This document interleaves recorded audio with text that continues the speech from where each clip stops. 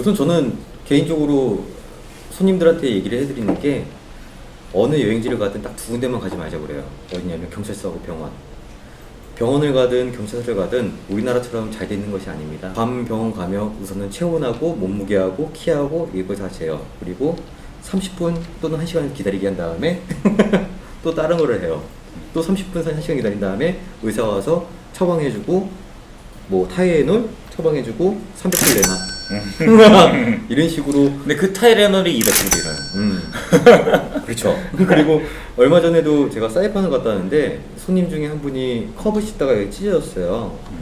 꼬맸는데 2반을 꼬맸대요. 얼마 냈냐면 700불이었어요. 여행자 보험은 꼭 들어놔야 되는 게 제일 중요하고요. 여행자 보험 인천공항에서 들지 마세요. 인천공항에서는 10,000원, 20,000원인데 그냥 외부에서 인터넷 사이트 보고 5,000원짜리 동일합니다. 그냥 기본 팁으로 알아주시고, 경찰서, 병원 가지 말라는 이유는 어쨌든 안전하고 그 다음에 신변에 위험이 있다는 게 있어야 가는 곳이고, 가서 일 처리도 3시간, 4시간 걸립니다. 계시는 동안에 시간이 그렇게 많지도 않은데 3, 4시간이 휙 나가려가 버리면 솔직히 말하면 짜증나죠. 지금 얘기한 것 중에 가장 큰 두 개 이제 경찰서, 병원.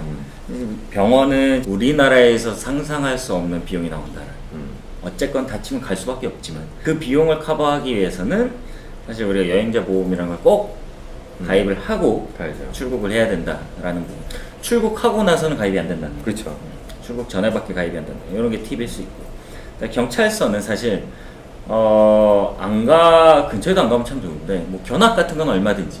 제일 안타까운 게 사실 경찰서는 그 나라 법을 인지하지 못하고 한국에서처럼 이제 저도 이 말 어떻게 보면 해주고 싶었어요. 어떻게 말하자면 미안하지만 막 행동하다가 그러니까 예를 들어서 컴플레인도 미국은 이제 어떻게 미국이라는 자꾸 예를 들게 되는데 미국이라는 사회에서 컴플레인은 굉장히 중요한 권리이긴 해요.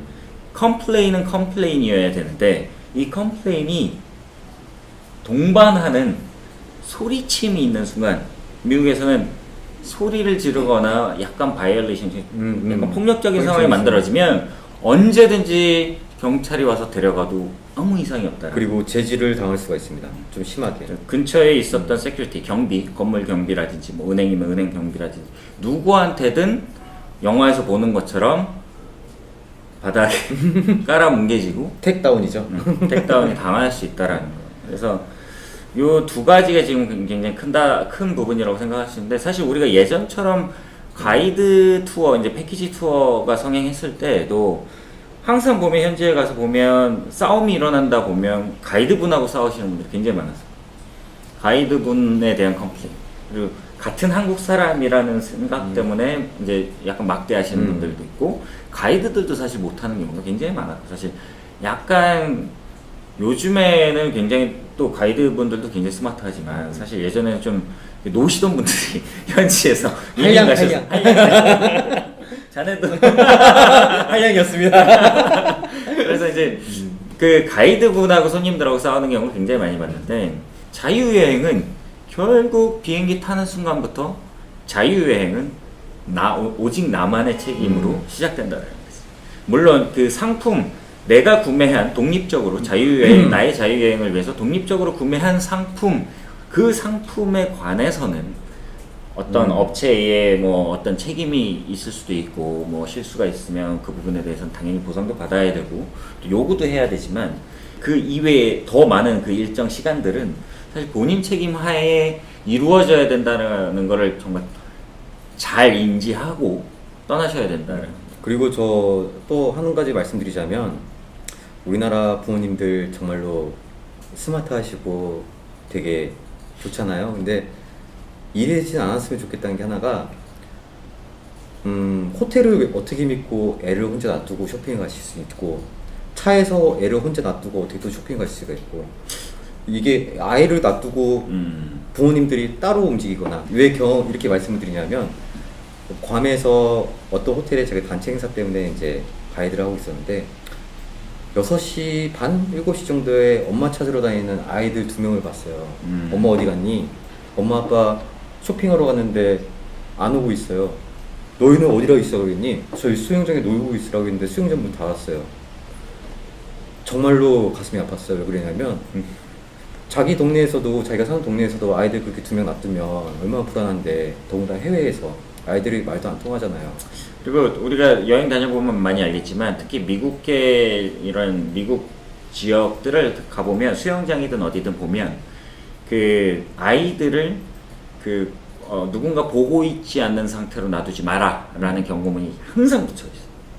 그래서 특히나 미국 쪽 영토에 해당되는 여행지들은 아이를 차에 혼자 놔서도 안 되고, 아이를 방에 혼자 놔둬서도 안 되고, 수영장에 혼자 놔둬서는 절대 안 되고, 사실 수영장에 혼자 놔뒀다가 익사한 사고가 굉장히 많고, 그리고 저도 경험해봤습니다. 실제로 뭐 몇 달 전에 모 호텔에서, 굉장히 큰 호텔에서 아이가 5살인가 4살인가 한 여자아이가 이제 익사해서 하늘나라로 갔고, 또 이런 경우도 있을 수 있어요. 우리가 여행 다니다 보면 사실 극한 지방들이 사실 있을 수 있어요. 굉장히 덥거나, 뭐 얼마 전에 뭐 인도네시아 지진도 있었었고 이런 지역에서 만약에 아이가 혼자 차에 있다라고 생각해 보면 우리가 느끼는 게 오늘 괌 날씨가 38도래. 38도는 굉장히 괌에서도 굉장히 더운 날씨. 더운 날씨인데 사람들이 착각하는 게 있어. 오늘 38도니까 차 안도 38도겠지? 절대 그렇지 않다는. 차 안은 70도, 80도, 90도까지 올라가거든. 실제로 80도짜리 냄비를 만지면 우린 뒤일 수 있잖아. 화상을 입을 수 있잖아. 근데 사실 차 안에 있는 아이는 바로 질식한다고 그러면 여기 창문을 좀 열어놨다라고 하더라도 또 불안하니까 창문을 또 많이는 못 열어놔요. 그렇잖아. 뭔가 훔쳐갈 수도 있고 아이를 유괴할 수도 있으니까. 그럼 아이를 거기다 놔두면 안 되지. 그 더운데. 그렇죠. 우리나라도 뭐 어린이집 버스에서 이제 아이 혼자 남겨졌다가 죽기도 하고 사망사고가 있었는데, 괌이나 뭐 사이판, 우리 뭐 동남아 그렇죠. 이런 지역들은 원체 사실 습기도 높고 이제 덥기도 많이 덥기 때문에 에어컨이 안 틀어져 있으면 사실 그 안은 한증막이나 다름없기 때문에 아이가 한증막에서 버틴다라는 건 정말 있을 수가 없는 일이에요. 어쨌건 이제 여기서 얘기하고 싶은 게 아이를 잘 관찰해야 된다. 아이를 혼자 놔뒀을 때 우리가 아까 말한 2번에 해당하는 경찰서에 갈 수 있다. 그리고 아이의 신변도 보장할 수 없다. 솔직히 그리고 말씀드리면. 이런 경우가 있어요. 이제 아이를 그런 식으로 방치를 잘못했다가 아이를 뺏기는 경우도 생겼어요. 아이를 뺏긴다는 아이의 보호권을 뺏기는 거지, 부모가. 양육권을 뺏긴다는 말씀. 양육권이 아니라 그 당시 그 시점에 의한 보호권을 정부가 가져가 버려. 이 아이는 우리랑 있어야겠다. 너랑은 있을 수가 없겠다. 우리가 판단하거든요. 근데 지금 외국 사람인데도 그런가요? 그건 이제 양육권을 뺏기는 게 아니라 아이를 이 사람의 어떤 문제가 해결될 때까지 뭐 소송이 됐건 뭐 형사처벌이 됐건 이런 상황 때까지 아이를 데리고 가버릴 수도 있어. 미국은 충분히 그럴 수 있는 나라이기 때문에.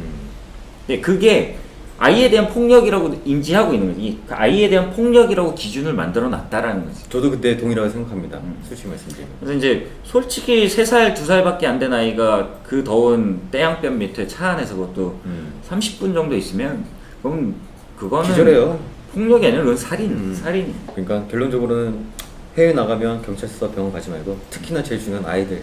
아이의 모든 책임은 부모님이 갖고 있고 가이드가 항상 24시간 같이 있을 수 없어요. 그러니까 부모님은 항상 아이랑 같이 있어야 되는 거. 그거 지켜줬으면 좋겠습니다.